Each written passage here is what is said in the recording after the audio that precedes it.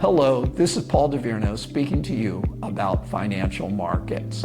When I was watching financial media last week, I was surprised how negative the guests sounded about the AI trade. Basically, guests were expressing a lot of reservations about the quote, AI trade, unquote. AI has just become a big part of the stock market because those Mag 7 stocks and a few others are a large part of the capitalization of the US stock market, and they are making large investments into building out AI infrastructure, or they are benefiting from the spending. And the risk to the market is not necessarily that that spending turns out to be a disaster or very bad, but it's just that they don't generate the sort of high returns that investors currently expect from those investments.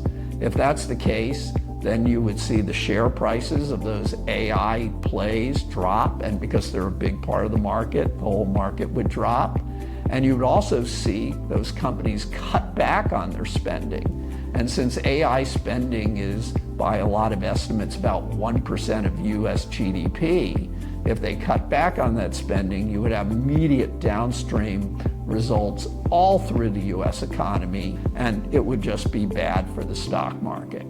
Over the weekend, a deal was done between a few Democrats in the US Senate and the Republicans, and they're going to end the US government shutdown that injected a little bit of positiveness into the market. The S&P 500 is up about 1.2%, and we're just a hair from the all-time high. Third quarter earnings mainly are out, and S&P earnings growth is about 13% year on year. That's very strong earnings.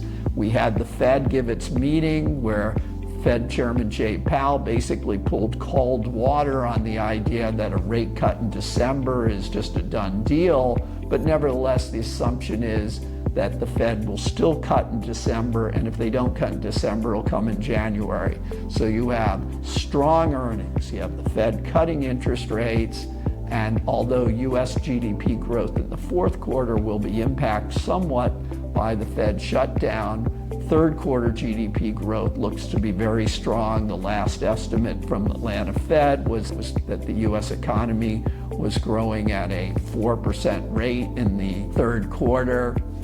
What can you say? All that's positive. We're nearly at an all-time high. Let's see what next week brings. Bye.